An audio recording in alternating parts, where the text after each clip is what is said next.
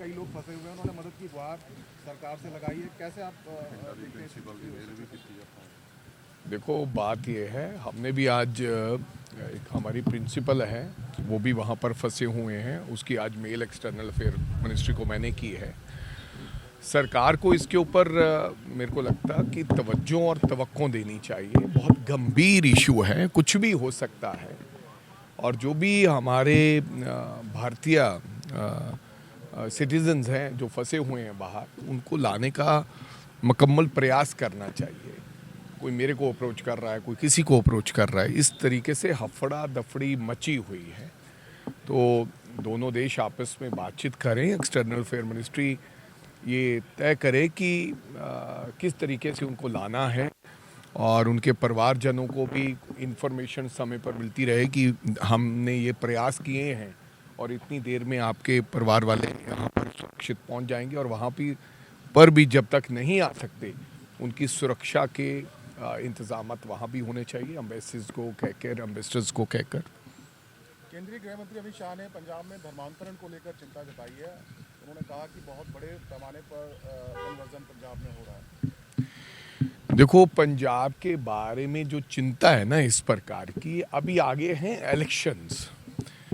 Election जब आ गए हैं तो फिर मोदी जी और अमित शाह जी विशेष तौर पर उन राज्यों के में चिंता करते हैं जहां पर चुनाव होते हैं, बिकॉज उन्हें किस प्रकार से सरकार बनानी है, कैसे उनकी सरकार आए, ये सब तमाम दावपेच वो खेलते हैं। चाहे वो पोलराइजेशन करके कर दें, चाहे प्रदेश के हालात ख़राब करके वो अपनी सरकार बनाने की कोशिश करें, चाहे वो इस तरीके की बातें करके, क्योंकि बीजेपी सरकार कब क्या बयान दे रहा है। बहुत बार देश के प्रधानमंत्री ने ये बात कह दी थी कि अगर मंगलसूत्र सुरक्षित चाहते हो तो फिर आपको बीजेपी की सरकार चाहिए, ये कहा उन्होंने अपने भाषण में।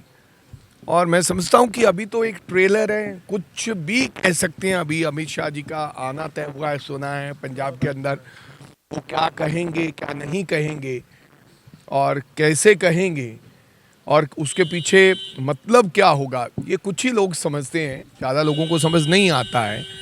लेकिन जिस प्रकार से डेरा में आना मोदी जी का, और ख़ास करके जलंधर में आना, रविदास महाराज जी हमारे गुरु जी, उनके वहाँ पर गुरपुरब पे आना, और क्योंकि इतने सालों में सरकार में हैं, कभी नहीं आए, तो एक अपना अलग से, क्योंकि बेसिकली धर्म पे नाम पर, जाति के नाम पर हमेशा भारतीय जनता पार्टी ने पोलराइजेशन करके सरकारें बनाई है। ना तो कोई काम के आधार पर बनाई है, ना देश के इकॉनमी, देश की इकॉनमी के नाम पे बनाई है। इस तरीके का काम करके देखो, आज देश का गृह मंत्री साहब जो 11 साल से 12 साल से सरकार में है, आज भी चिंता ही जाहिर कर रहे हैं किसी भी काम के ऊपर। भाई आप काम क्यों नहीं कर रहे? 1.5-2 साल पहले चिंता जाहिर की थी कि लॉ एंड ऑर्डर के हालात बहुत ख़राब है, लेकिन बॉर्डर सिक्योरिटी फोर्सेस आपके पास है, आधा पंजाब बॉर्डर पे लगता है, तो चिंता क्यों जाहिर कर रहे हो? आप कुछ करिए। अगर आपको वाकई में ही चिंता है, चिंता तो हमें जाहिर करनी चाहिए, जो सरकार में नहीं है। जो सरकारों में उनको चिंता नहीं, काम करना चाहिए। तो रैली आप राहुल गांधी आए, उन्होंने एक चेतावनी भी दी, वहाँ पे कहा कि सारी कांग्रेस को यूनाइटेड रहना चाहिए। कैसे देख रहे हैं उसको? देखो भाई, राहुल गांधी ने चेतावनी कहाँ दी है? राहुल गांधी जी ने ये कहा है कि इकट्ठे रहो। उन्होंने कहा कि एज ए टीम खेलोगे, कोई भी जो टीम है वो एज ए टीम खेलती है, सारे प्लेयर उसमें काम करते हैं, अच्छा प्रयास करते हैं, खेलते हैं, अच्छा अपना उनका वो रहता है प्रदर्शन, तो फिर ही काम वो गेम जीत सकते हैं और वो टीम जीतती है। तो ये उन्होंने कहा वो सबके लिए है।